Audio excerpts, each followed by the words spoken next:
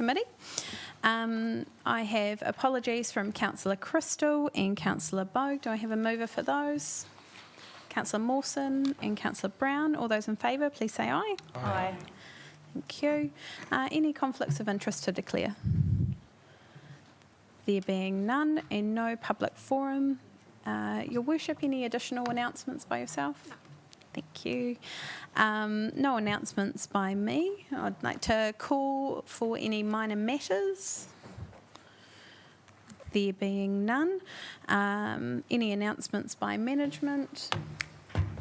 No. Thank you. Thank you, Richard. Perfect. So could we move on to confirmation of the minutes, that the minutes of the future Napier Committee held on Thursday the 18th of June be taken as a true and correct record of the meeting? Moved by Councillor Brown, seconded by Councillor Taylor. All those in favour, please say aye. Aye. Any against? Carried. Dean, welcome. Thank you for coming to talk to us about our first agenda item, which is the district plan review, and I suspect the second item possibly as well, policy approach of the district plan. Thanks, Chair. This is just another report that's following up on a series of seminars where the Council has been discussing the policy approach that should go into the draft plan. So these seminars were held between mid-March and the end of June of this year, and the seminars covered, and what the policy approach is being recommended in this report, covers off all the commercial zones, temporary activities both in open space and in private areas, noise, signage, genetically modified organisms, activities on the surface of water and lighting. In addition to that, there has been seminars that the Council has heard, and there will be separate reporting coming in. One of those is directly after this, in relation to the Ahuriri estuary.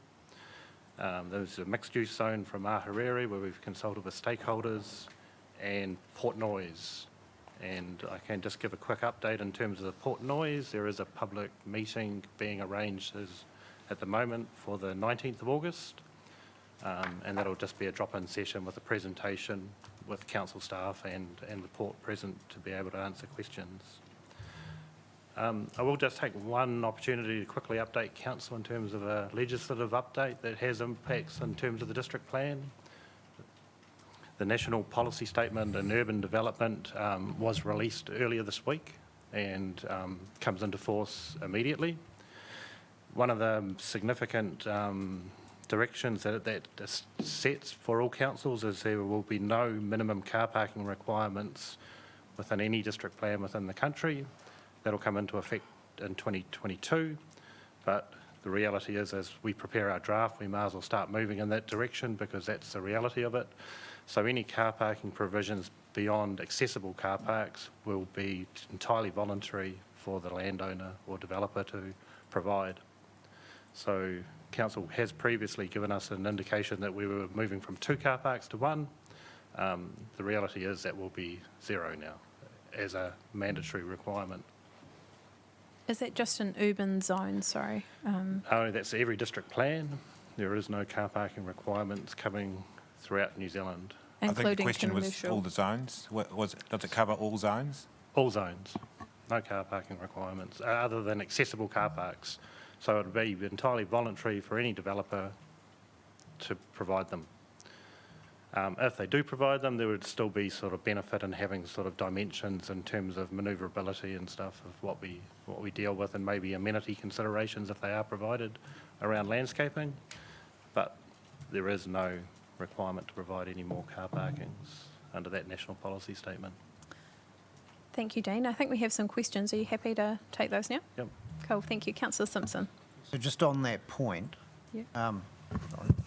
so on that particular point around parking, where we or you, the staff, determine that there will be a significant impact on street level parking or area parking, do we still have the opportunity to impose obligations on developers?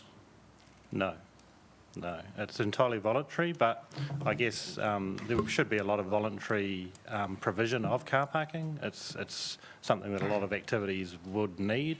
We as a council can provide car parking for our facilities. at the recommended ratios, but the simple reality is there is no mandatory requirement that will be available to provide car parking with any further land use beyond 2022. Accessible car parks is the only dispensation. But as I say, there still may be some sort of framework that the district plan could pick up in terms of if there is car parking providing, maybe having landscaping and trying to sort of manage stormwater sort of provisions around it. Thank you, Dean. Mr. Minaker. Thank you, Madam Chair. I just wanted to suggest that places like Ahuriri, for example, where we don't have metered car parking or that sort of thing, are going to, under this process, be quite interesting going forward. So in terms of providing public car parking and how that's all managed will probably mean a revisit of the parking strategy, which we've just completed, because this is going to be quite a major change, particularly in the light of places like Ahuriri, which currently are expected to provide car parking on site in lieu, as a differentiation to the CBD, and that's already quite a contentious issue. So there you go. Yeah. Thank you. Are there any further questions from members? Sorry, Your Worship. Thank you. Through the chair. Dean, alongside the car parking change, there was another one with regards to building height. Can you just briefly talk to that and whether there's any significant implications for us with that change? So there's a differentiation in the national policy statement between Tier 1, 2 and 3 councils. Napier City Council is a Tier 2 council. So the minimum building heights within city centre zones only applies directly to Tier 1 councils. So we don't have that, but the National Policy Statement on Urban Development is getting more directive and prescriptive in terms of identifying your 30-year growth horizons, providing objectives and policies and setting bottom lines for how you're going to, what level of development the zones will provide. And how you may go about that, and that may be beyond the life of the district plan in itself. So there is more reporting, monitoring, and I think the National Policy Statement also refers to the fact that if you're not meeting your growth projections, there's a requirement to alert the Minister for the Environment in relation to that. So a bit more monitoring from central government in terms of how local government is going to deliver growth within the cities. So the parking issue, I guess, would be more of a sort of a bit of a more need to constantly monitor, because as different activities lose their car parking, if developers so desire, there'll be a requirement for council to provide opportunities for more parking areas provided by council, or changing the time frames and parking charges where they are, because what may be all-day parking now may need to move to sort of temporary parking. So it'll be a bit more case of monitoring and flexibility in responding. Thank you. Councillor Wright. Yes, just following on from the Mayor's question about building heights, will that have any impact on our heritage zone and our Art Deco buildings and the rules we currently have around our CBD? No. So if you look at the under separate attachment, we've got the building heights for the centre of town. So heritage is exempt from the provisions for having to provide intensive development. So the Napier City Heritage Precinct has a 10-metre height, always has. There's no proposal to change that. But we do have a relatively liberal height provision, 24 metres in the city centre zone, that what is currently called the fringe commercial zone. So you just need to have some enabling provisions within your plan to allow development to occur without undue restriction. That's certainly an outcome that's been promoted as part of the district plan review.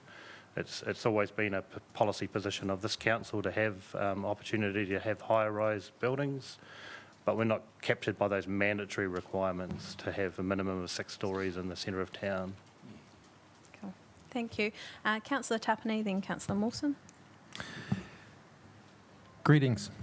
Nice, easy question. So the district plan is a huge piece of work, and it's going to be going for a while yet. So it's just for my own reminder, is there anywhere available for me to, or the public, to be able to view the ongoing progress of the district plan review and these components? So where is, for example, this information that's on the agenda, where is the ability for the public to engage with the collection of our work of the DP? At the moment, so what's being reported is an open agenda, so that if the public so desires, they can look through the open agenda and follow this process. It's a work in progress, so it's not something that I guess we'd feel really entirely comfortable about releasing continuous live streaming of policy positions, because it's a work in progress. And the draft plan, which is a non-statutory document, would be the best opportunity to have a look at the comprehensive across the city district plan provisions and policy framework. We do have stakeholder engagement and discussion papers at the with areas which impact on private property more than sort of the general public. They're available on the website, and the ability to sort of provide feedback on that.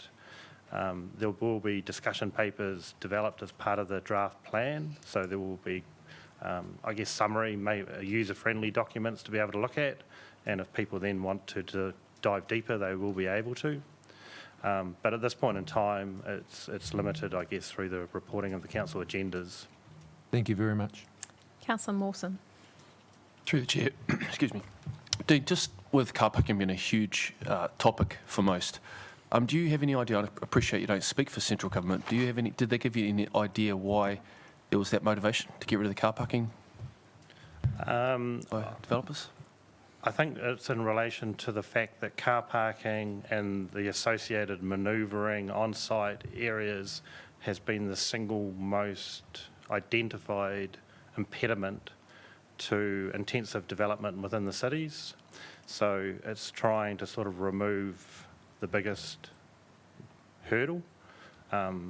Whether that's the case or not, I'm not sure, but it is certainly provides a lot more flexibility. If you don't have to provide on-site car parking, that the site becomes, a lot more of the site becomes available for development for a commercial use. I guess it can be seen as a sort of a wasted space, and it doesn't generate in itself income for property owners, but it does stop redevelopment options and the ability to sort of have more intensive, particularly around inner city areas, but it does have general applicability, and that people then can make their own choice as to whether they want to purchase a property with or without car parking. Right. Yep. So do you think this might cause a little bit more work for our regulatory team around perhaps businesses asking for, say, exemptions to, say, time limits outside their businesses and so forth? I would imagine that would sort of be a cumulative result of these provisions. I mean, nothing's going to happen overnight, obviously. It takes a long time to sort of put development plans in place and to build buildings, but you'd imagine over time that certain developers and people would take the opportunity to sort of maximise the development yield, the capital yield out of the property, rather than having sort of car parking. And that's when it would sort of the default position would be reliance on street car parking, and reliance on that. And also then councils may have to come in and provide some sort of, or a private operator come in and provide sort of a parking option, you know, parking building if it's justifiable. Thank you. I guess one issue, just to, sorry, through you, Chair, that I haven't really sort of got my head around yet at the moment, but as an implication is at the moment, council has a parking exemption area in the centre of town, 100%, 50%, and there's rating components of rating businesses for council to provide car parking for that benefit. So I'm not sure whether there is any implication in terms of that, but it's just another issue that we sort of probably need to be aware of, and the finance team probably need to be aware of. Sorry, Caroline, to throw it out in this forum. Thank you, Dean. Just a question from me. A number of the policy positions have had drop-in centres and consultation with the community to get to where we're at now. Is that correct, a number of these? Yes, so, yeah, through you, Chair. That is correct in terms of the areas which have an impact on certain property owners more than others. What we have done is work with key stakeholders outside of a public forum, but work with stakeholders, council staff, any other parties to come up with these type of provisions. And once we sort of get the framework locked in from that forum, then we were looking to put them in the draft plan, and then that's when the public will really get their chance to sort of have a good look at them. So there's two of them. Just from my understanding, the policy positions that we're approving in this in this resolution encompasses the feedback that you've received already through those drop-in sessions? No, that No. will be separately reported through to council at the next committee meeting. Okay, thank you. Are there any further questions from members? There being none, I'll ask for a mover of the Mayor Wise and Councillor Brown. Thank you. Mayor Wise, do you wish to speak to the motion? Look, I'd just like to take the opportunity to acknowledge all the work that has been undertaken to date. This is a significant program of work for our staff, so thank you, and we look forward to continuing to work alongside you on this in the coming months and months and months. And months. And months. Thank you, Councillor Brown. No, any other speakers? There being none, I'll put the motion. All those in favour, please say aye. Aye. Any opposed? Carried. Thank you, Dean. Thanks, Dean. We welcome Yvonne up, who is going to come and speak to us around our item number 2, the district plan review, the draft chapter for our special zone, Te Whanganui Roto, the Ahuru Estuary Ecological and Stormwater Park. Welcome, Yvonne. Thank you. Hello, my name is Yvonne Lagarth, and what you have in front of you is a draft for land that is currently owned by the council. If I could just encourage you to put this right up close to you, please, Yvonne. Land that's currently owned by the council, known as Lagoon Farm. The proposal in front of you is to replace the current 2 zones in the operative plan with a single special zone. The focus of that special zone will be around stormwater management and outcomes around water quality, ecology and recreation. The focus is on water quality improvements of the estuary, and the use that's facilitated through this draft is for stormwater management and other compatible uses. The approach is to place quite restrictive provisions around any other use so that the outcomes can be assessed against that stormwater treatment proposal. Thank you. It's a very big change for us, and I appreciate it's been a large piece of work to get to this space as well. Thank you. Questions from members? Councillor Taylor.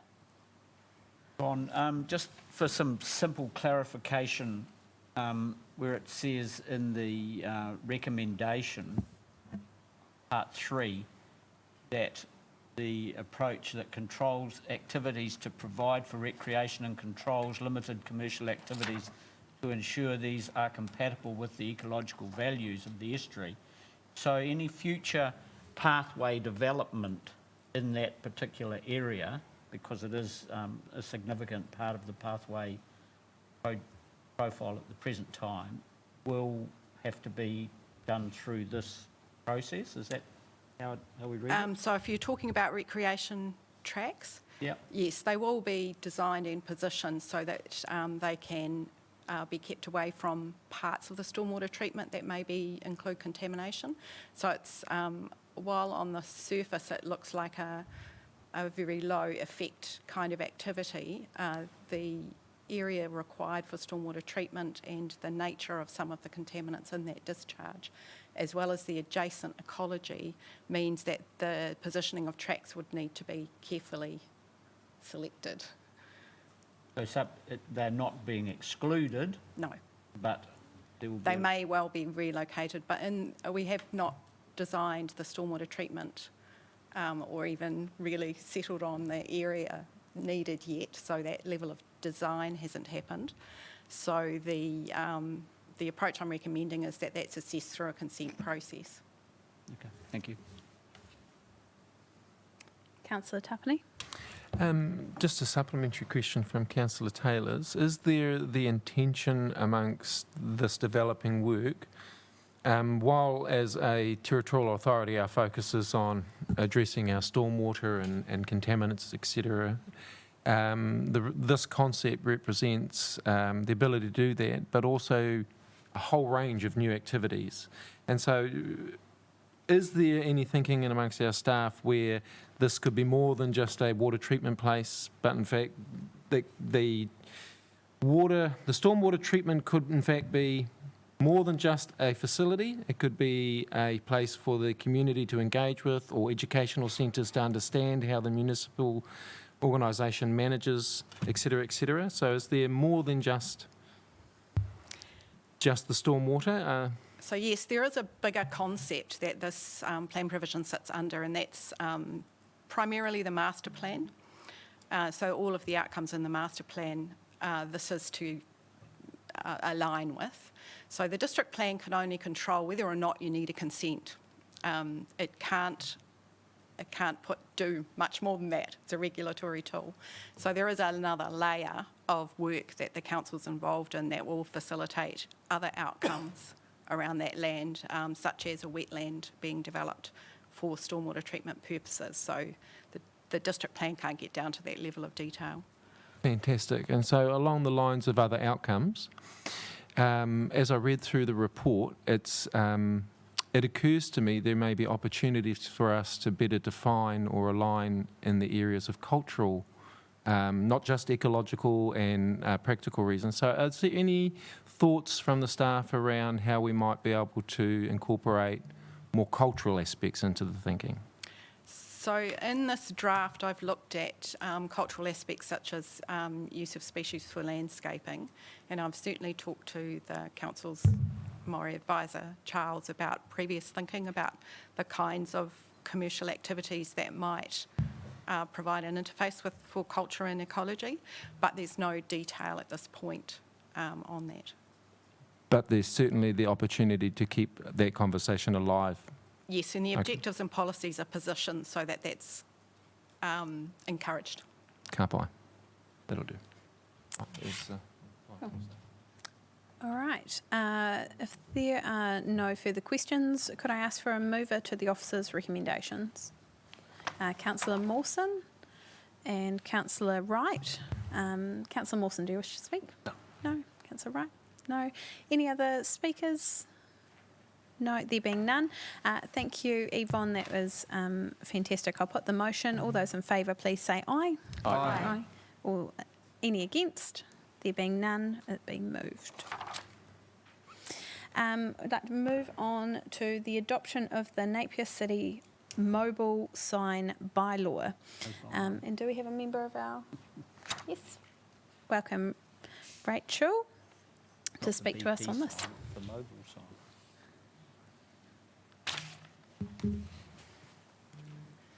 Good morning. Morena. So the proposal today is to adopt the unamended mobile sign bylaw. And officers undertook a review of this bylaw in 2013. The bylaw was adopted and it was due for review. So on the 7th of May, Council adopted and reviewed the unamended bylaw for consultation in accordance with the Local Government Act principles for consultation. And we've now undertaken that consultation. We made the review publicly available on our website, and we invited comments and submissions from members of the public. None were received, and we also looked to identify any interested parties from commentators from previous bylaws or from complaints received by the council, and there were no record of these. So we are not aware of any issues with the existing bylaw that would prevent it from being adopted today unamended. So the proposal is to you to adopt this bylaw today. Thank you, Rachel. Do we have any questions? Councillor Brown. Good morning, Rachel. I was just wondering if we put it to the Napier City Business Inc. and the Taradale Business Association, were they one of the parties that we engaged with? No, we didn't engage with those parties directly. They aren't identified as of significant interest to the bylaw. A lot of these mobile signs are the ones that you see on trailers that are outside of the core CBD area. So it's sort of probably a wider market than those groups. Yeah.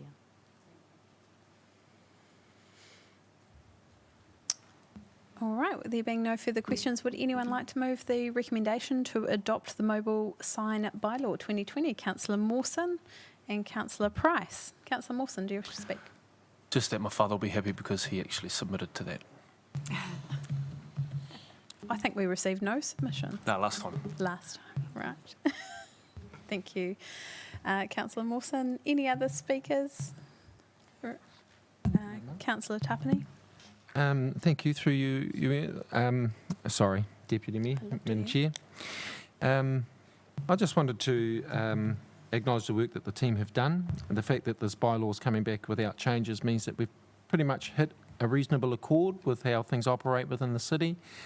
Despite the reaction I'm seeing in the newspapers, this bylaw's been in place for a while, and all we're doing is repeating it. So well done on that work, and it's good to see a piece of policy that reflects balance between what we want to achieve and what our city wants for us. So, ka pai. Thank you. Thank you, Api. Councillor Price. I'd just like to speak in support of it. Also, I was on council when there was a real problem around town with signage, and this bylaw sorted that problem out, so it was really good. So, well done. Cool. Thank you, Rachel. With that, I'll put the motion. All those in favour, please say aye. Aye. Any opposed? Carried. Thank you. Thank you, Rachel. Now I'd like to invite Fleur Lincoln. Fleur is going to speak to us on item 4, being the Civic Precinct Project Update. Thank you, Fleur.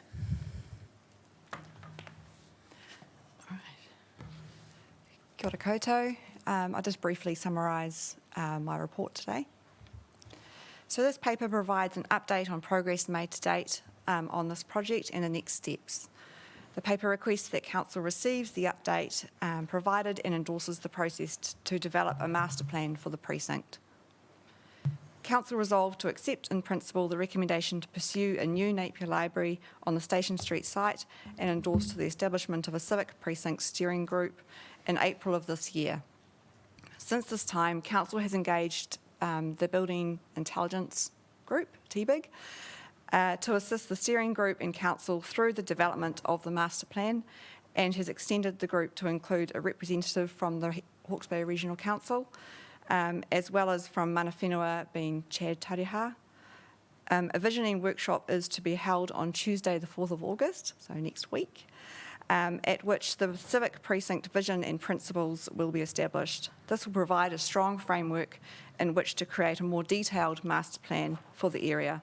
The intention is to engage external consultants to create the civic precinct master plan and to apply a procurement strategy that aligns with the recovery plan. Thank you, Fleur.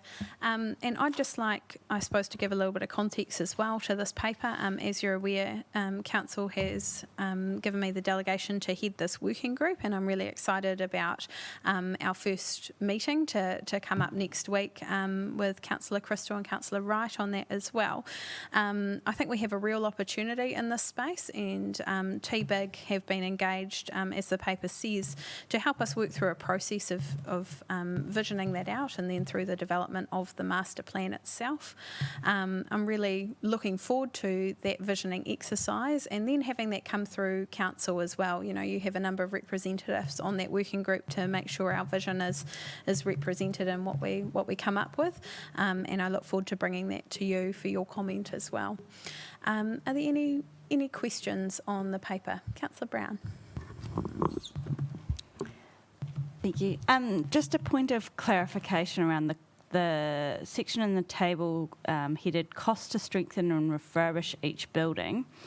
That work that was done that gave us the options, Have I got it correct that we're going to go away and revisit and re-cost out those options? Or have we already picked one of those options in terms of whether we, no, just use plain language, whether we knock it down and build it new, or whether we keep a part of it and refurbish some of it and build new? Yeah.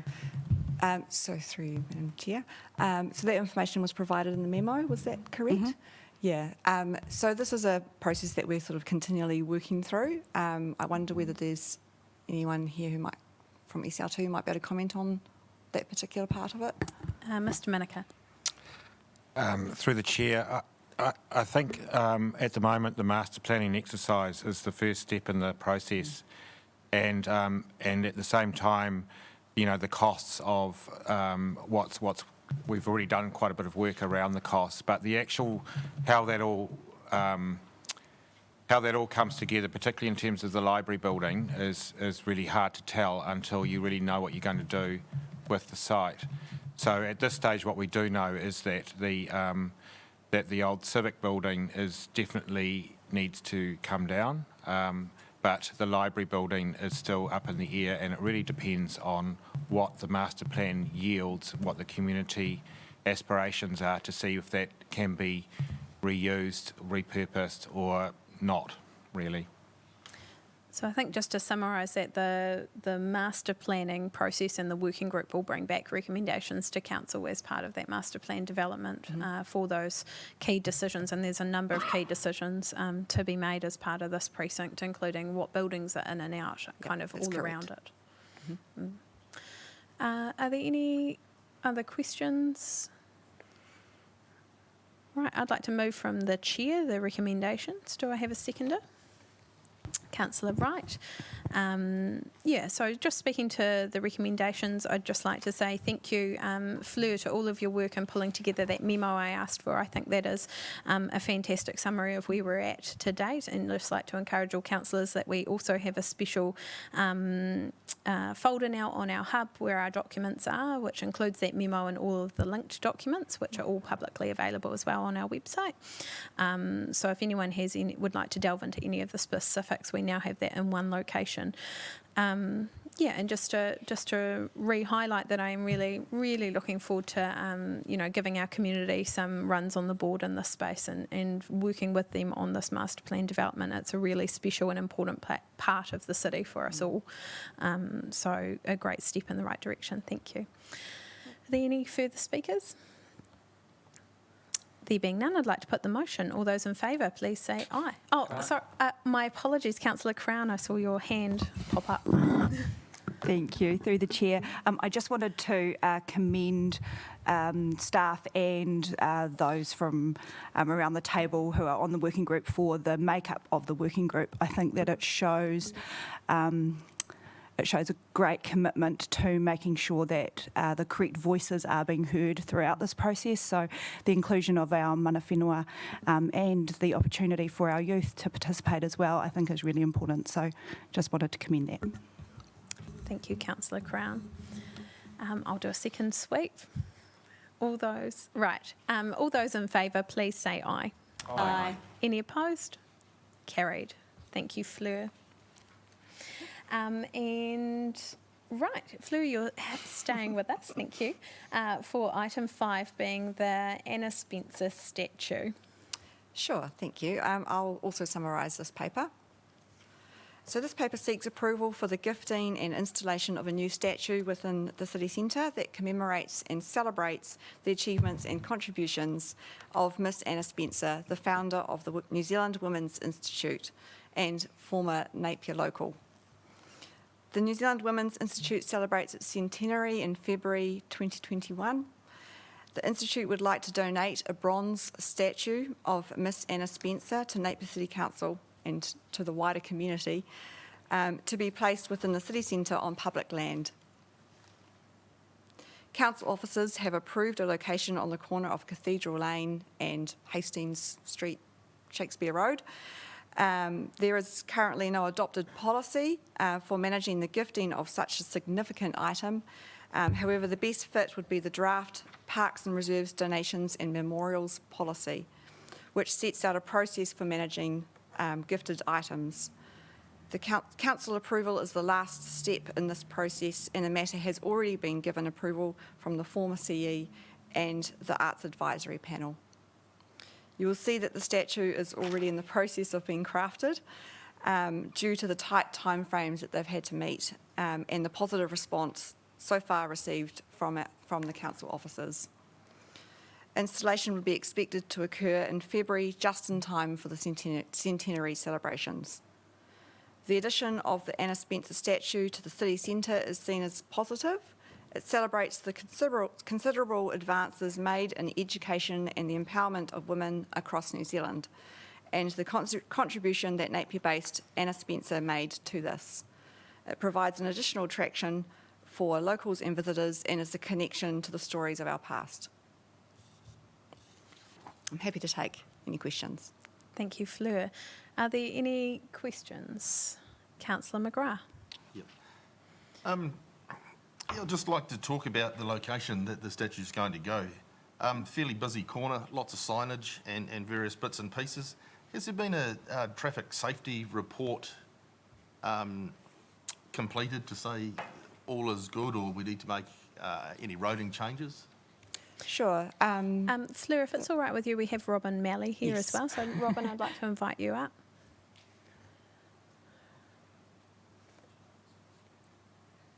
I'll just leave it to you, shall I? Thank you, Chair. So through you, Chair, and just in response to that, we had the group who were initially approached council have worked closely with my team as well as Fleur's in pulling this proposal together. They provided a few options of sites to us. We assessed all those, and certainly there's not a risk to visibility or any pedestrian links. We're very comfortable with that space. It's quite a large space now since the work was done a couple of years ago. So there's also a pretty good link because she's a former principal of Girls High as well, so it's kind of nice to link up Shakespeare Road. So, but no, in terms of we haven't had an external safety audit done, but we have assessed it like we would any installation of our own. Excellent. Thank you for that. Right. If there are no further questions, would anyone like to move the recommendations? Councillor Taylor and Councillor Wright. Councillor Taylor, do you wish to speak? Yes, thank you, Deputy Mayor. A couple of comments I'd like to make is that, and Robin's just alluded to it, I think that this particular woman's association with the cathedral and with Napier Girls High School, that the location is very appropriate, and I think since the redevelopment of that part of Hastings Street and down that way has been done, it will add a great deal. I also, having looked at the draft policy about donations, I think it covers off very well that nothing is in perpetuity, and that at the end of its natural life, if a statue has a life, then it's not up to the council to replace it. So I think it's an appropriate place, and I think it will add extra value, particular to the girls attending up at the high school and also to the city. Thank you, Councillor Taylor. Councillor Wright, do you wish to speak?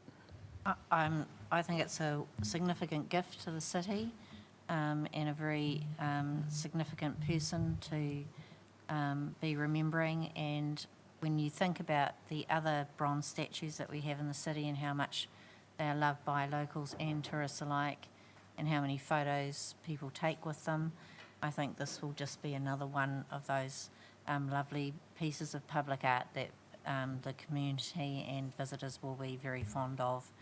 And I'm very grateful that that they've seen fit to donate it to us.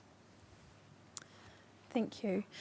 If I wouldn't mind just asking a question, and Councillor Wright has kind of alluded to it, the public art and the other statues we have around the city. In the vague memory that of mine.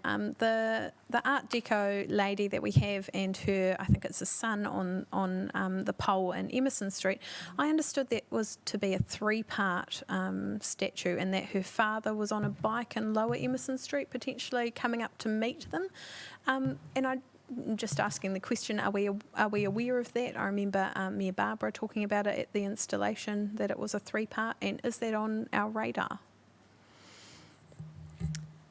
That's not something that I'm aware of.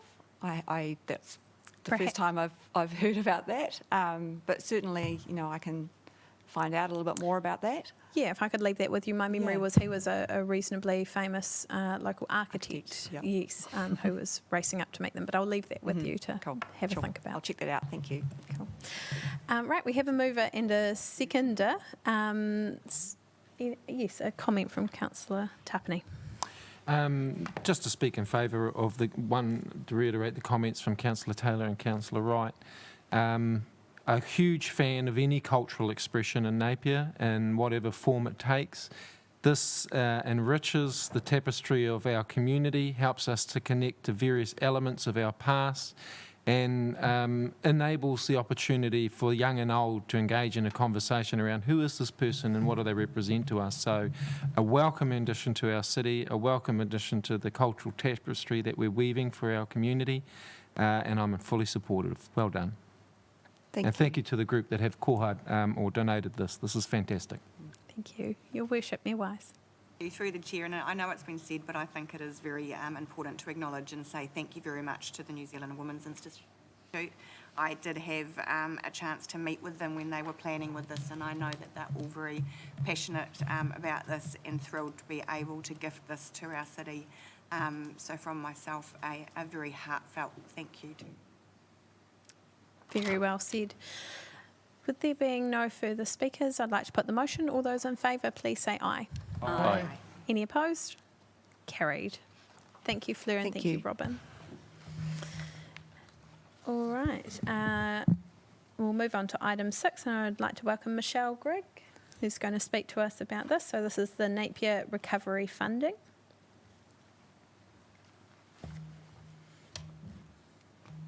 Kia ora koutou. Thank you, Madam Chair. The purpose of this paper is to give you an update on 2 funds that were opened on 1 July and were established by the Recovery Working Group, on which Councillor Crown and Mayor Wise sit.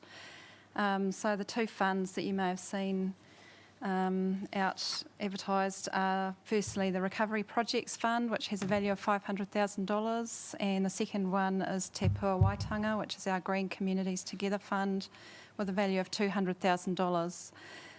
So these aren't contestable funds, which means they're open at any time for people to apply to, and the funds are available until they run out, or 30th of June next year.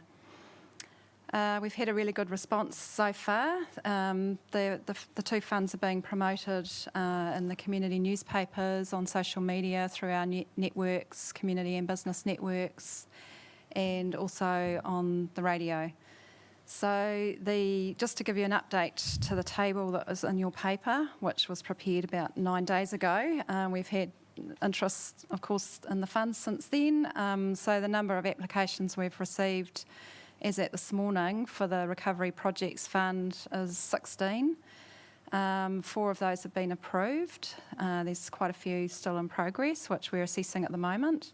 And we've had an increase in 5 to the Te Pua Waitanga Fund, so that we've had 8 applications to that fund now. So really exciting to see the range of projects that are coming through that aim to assist in Napier's recovery. That's the purpose of both funds, from all sorts, including community groups, schools, business associations, residents groups, clubs, trusts and the like. So a really good range of applications that are coming in, and of good quality as well. Happy to take questions. Thank you, Michelle. Are there any questions? Right, then being none, I'd like to invite a mover, Councillor Crown and Mayor Wise. Councillor Crown, do you wish to speak? Thank you through the chair. Thank you, Michelle. I just wanted to take the opportunity to encourage people to apply to the funds again. This money is available to make sure that our community are empowered to take control of our recovery and with our support and not the other way round. So just want to encourage everyone, if you have an idea, please get in touch with us and make sure you put in an application. Thank you. Thank you, Councillor Crown. Are there any other speakers? There being none, I'd like to put the motion. All those in favour, please say aye. Aye. Any opposed? Carried. Thank you, Michelle. Thanks. Right, our final item is the Resource Consent Activity Report, and I'd like to welcome up Luke. Yep, Luke. So this is our run through of the Resource Consent Activity updates. Welcome, Luke. Thank you. Good morning, everyone. Morning. The purpose of this report today is to provide you with an update on the recent activity that the resource consenting team has experienced. This report only contains information which is lodged with Council and is publicly available. My recommendation is that the future Napier Committee note the resource consent activity update. By way of background, I would like to advise that whilst we did see a decrease in resource consent applications through COVID, we have since moving to level 1 seen an upswing in the number of resource consent applications we've received. It's quite encouraging to see that we've received 34 applications since moving to level 1, which is not far off what we saw at the same time last year, being 39 applications. To move on and provide a summary of recent applications that we feel are noteworthy, 35 Kenny Road, which was reported to the future Napier Committee at their last meeting, has now been approved. It's the commercial development, you may recall. The purpose of the variation was to modify access around the childcare facility. Hours of operation of the cafe were to be amended. Floor areas of 2 tenancies, and also to increase the car parking that was available on site. A revised acoustics assessment was submitted as part of this variation, and it was demonstrated compliance with the district plan. Comments received from the Transport Development Engineer that undertook their assessment indicated that the proposed changes were considered positive and will result in greater safety outcomes for the site. With respect to 27 White Street, Taradale, a proposed residential care facility has been approved as of the 17th of June. This is a proposed 3 new detached dwellings for the purpose of comprising a total of 8 bedrooms. The purpose of this development is to provide residential care, a facility for up to 8 people. The Hohepa Homes Trust Board provides care facilities for those in the community with intellectual disabilities. Thank you, and I'm happy to answer any questions. Thank you, Luke. Just a question for me. I note at the last meeting there was a request for some information on Kāinga Ora applications to be included. Are you able to perhaps give us an update on that? At this point, I can't give you exact details regarding current applications from Kāinga Ora that are with the resource consenting team. I know we do have some. However, I'll need to come back to you with respect to that. I think that'd be good. Thank you. And maybe just a note for next round. Sure. Thank you. Any questions? You're all too afraid. Cool. Thank you, Luke. There being no questions from members, I'd like to ask for a mover. Councillor Taylor and Councillor Tapani. Anyone wish to speak? No? Great. There being none, I'd like to put the motion. All those in favour, please say aye. Aye. Any opposed? Carried. Thank you, Luke.